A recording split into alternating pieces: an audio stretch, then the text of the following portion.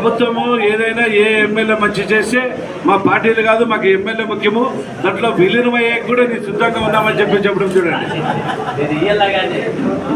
హనుమంత్ రెడ్డికి పెట్టండి ఇది. ఇప్పటి వరకు ఒక లెక్క, ఇప్పటి నుంచి మరో లెక్క అంటున్న గుంతకల్ ఎమ్మెల్యే గుమ్మనూరు జయరాం.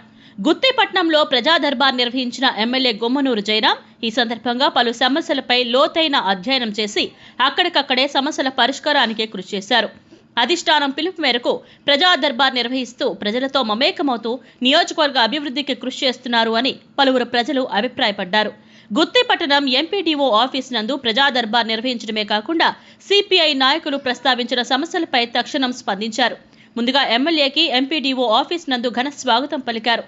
అనంతరం ఎమ్మెల్యే మాట్లాడుతూ ఆంధ్రప్రదేశ్ ముఖ్యమంత్రి వర్యులు శ్రీ నారా చంద్రబాబు నాయుడు శాసనసభ్యులందరూ ప్రతి శుక్రవారం ప్రజా దర్బార్ నిర్వహించి ప్రజల మధ్యన ఉండి ప్రజా సమస్యలు తెలుసుకొని వారి సమస్యలు తీర్చాలని ఉద్దేశంతోనే ప్రజా దర్బార్ నిర్వహించడం జరిగిందని ఎమ్మెల్యే తెలియజేశారు. అనంతరం ఎమ్మెల్యే మాట్లాడుతూ నా వద్దకు వచ్చిన సమస్యలను వెంటనే స్పందించి సంబంధిత అధికారులతో మాట్లాడి అక్కడికక్కడే పరిష్కారం చేయడం కూడా జరుగుతుందని, పరిష్కారం కాని సమస్యలను కేంద్ర కార్యాలయం తెలుగుదేశం పార్టీ దృష్టికి తీసుకువెళ్లి కూడా పరిష్కారం చేయడం జరుగుతుందని తెలియజేశారు. అలాగే సిపిఐ పార్టీ వారు మాట్లాడుతూ మీ దృష్టికి వచ్చిన సమస్యలను వెంటనే మీరు తీర్చడంతో మీకు రుణపడి ఉంటామని కూడా తెలియజేశారు. జరగబోయే స్థానిక సంస్థల ఎన్నికల్లో ఖచ్చితంగా కూటమి ప్రభుత్వం జెండాను ఎగురవేస్తామని కూడా తెలియజేశారు. ఈ కార్యక్రమంలో గుత్తి ఎంఆర్ఓ, ఎంపీడీఓ మరియు సంబంధిత అధికారులు, గుత్తిపట్టణం మరియు మండల కూటమి నాయకులు, కార్యకర్తలు, అనుబంధ కమిటీ సభ్యులు పాల్గొన్నారు. ఆ యొక్క సమస్య ఏదంటే మరి వైఎస్ఆర్ కాంగ్రెస్ ప్రభుత్వంలో 4 సంవత్సరాలుగా మేము పెద్ద ఎత్తున టీడీపీ వారు కూడా కేసులు కూడా పెట్టినారు. భాషాని వీళ్ళందరినీ కూడా పాపం సిఐ రాము ఉన్నప్పుడు చాలా దుర్భాషలు ఆడినాడు. మరి అట్లా టైంలో మేమందరం కూడా ముందరుండి పెద్ద ఎత్తున మరి వామపక్ష పార్టీలుగా పోరాటాలు చేశాయి. మరి అదే ఫలితంగా మేము పెద్ద ఎత్తున వైఎస్ఆర్ ప్రభుత్వాన్ని పెద్ద ఎత్తున తీసుకుపోయాం. వాళ్ళ అరాచకాలు వాళ్ళన్నీ కూడా అప్పుడు మరి ఆ ప్రభుత్వంలో ముఖ్యమంత్రి చంద్రబాబు నాయుడు కూడా పరోక్షంగా పాల్గొన్నాడు. కాబట్టి ఏమన్నారు, మరి 1,80,000 ఆ ఇంటికి సరిపోవు, ఆ ఇచ్చినటువంటి సెంటు ఇచ్చినటువంటి స్థలం మరి నీ బాత్రూమ్ అంతా కూడా లేదని చెప్పి పెద్ద ఎత్తున అప్పట్లో మేమంతా కూడా జెండాలు ఎత్తి ధర్నాలు చేసి లాఠీ చార్జీలు తినిన సందర్భాలు ఉన్నాయి.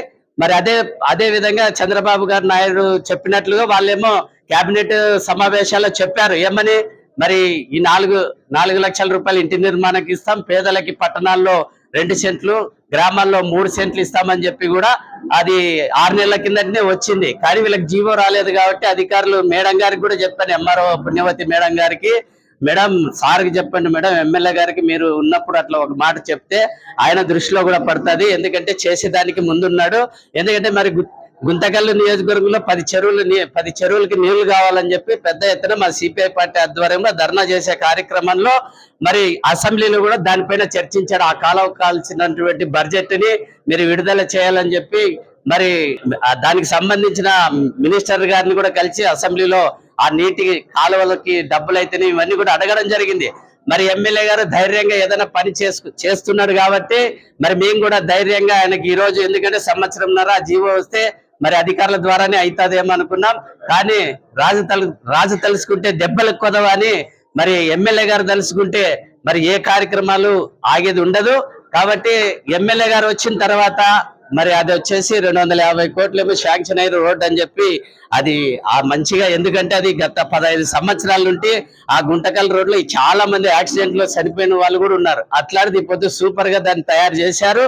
మరి అదే విధంగా టీడీపీ గవర్నమెంట్ లోనే మరి 150 కోట్లు వచ్చింటే అది సరిపోదని చెప్పి మరి వీళ్ళు 175 కోట్లు వైఎస్ఆర్ గవర్నమెంట్ లో ఇస్తే మరి మాకి టీడీపీ శాంక్షన్ చేసింది కాబట్టి అది మాకు పేరు వస్తుందని చెప్పి టీడీపీ వారికి దాన్ని అట్లే మూలకు పడేసి ఈ రోజు ఆడున్నటువంటి నీటికి సంబంధించినటువంటి ప్రాజెక్ట్ అంతా కూడా నిలబడిపోయింది. మరి సార్ వచ్చిన తర్వాత దానికి 250 కోట్లు 270 కోట్లు వచ్చింది. దాని నిర్మాణం కోసం స్టేట్మెంట్ కూడా ఇచ్చారు. మరి అవన్నీ కూడా చేస్తే ఇప్పుడు రేపు కాబోయే మున్సిపాలిటీ ఎలక్షన్లలో కూడా మనం గేర్లలో పోతే అడిగేది ప్రజలు ఏం అడగారు, ఒకటి నీటి సమస్య, ఒకటి కాలువల సమస్య, మరి అదే విధంగా మరి పరిశుభ్రత పాటించాలనే ఒక నినాదమే ఈ గుత్తిలో అడుగుతారు. మరి ఇవి లేని పక్షంలో ఇదైతారు. కాబట్టి మేము కూడా పోరాటాల ద్వారా మరి తెలుగుదేశానికి అప్పుడు చాలా పోరాటాలు కలిసి చేశాం కాబట్టి అది ఎమ్మెల్యే గారి దృష్టికి తీసుకొస్తున్నాం. ఎందుకంటే ఎమ్మెల్యే గారు చాలా పనులు చేస్తున్నారు. మరి ఈ నియోజకవర్గంలో మాది ఒక చిన్న పని 1000 మంది అంటే దాంట్లో దగ్గర వెరిఫికేషన్ చేసే కనీసం సగం మంది అయినా ఉంటారు. మరి వాళ్ళకి అర్హులైనటువంటి వాళ్ళకి స్థలం ఉంది. గతంలో మొత్తం వైఎస్ఆర్ పార్టీ వాళ్ళు నాకేసినారు స్థలాలన్నీ కూడా, ఏమి లేవు స్థలాలు. ఏడన్నా పోతే ఉన్నిని కూడా బోర్డులన్నీ పీకేసినారు. ఇప్పుడు మోడల్ స్కూల్ పక్కలో అది సర్వే నెంబర్ లో బోర్డు రాసి అదంతా కూడా మోడల్ స్కూల్ కి సంబంధించినదని చెప్పి వాళ్ళు బోర్డు వేసి పెట్టింటే ఆ బోర్డు పీకేసినారు. మళ్ళీ పోయి ఎవరో 100 గుడిసెలు మేము 100, 150 వేయమంటే ఏడైనా వేసి పట్టుకోగలుగుతాం సార్ చెప్పినట్ల. మీరు ఆల్రెడీ పట్టింటారు కదా అన్నాడు.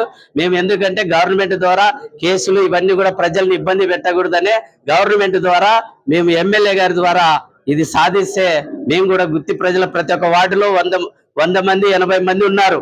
రేపు వీళ్ళందరికీ కూడా మీరు సాయం చేసినట్లయితే వీళ్ళందరూ కూడా మీకు సపోర్ట్ చేసి రాబోయే మున్సిపాలిటీ ఎలక్షన్ లో కూడా టౌన్ లో మరి మీ జెండా ఎగరేస్తారని కూడా మేము మనవి చేస్తున్నాం.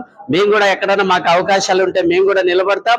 దానికి కూడా మీ మద్దతు మనం కలిసి మాకు అవకాశం ఇస్తే మేము కూడా సిపిఐ పార్టీగా ఉంటామని చెప్పి మరి పెద్దలు గౌరవనీయులు మరి గుమ్మనూరు జయరాం సార్ గారికి మా యొక్క విప్లవాది వందనాలు తెలియజేస్తూ మా యొక్క విన్నపాన్ని ఆలకిస్తారని చెప్పి రెడ్ సెల్యూట్ చెప్తున్నాం. Red salute. Thank you sir. పెట్టమని ప్రజలకున్న సమస్యలు అన్ని విధాలుగా వాళ్ళకున్న ల్యాండ్ డిస్ట్రిక్ట్ కావచ్చు,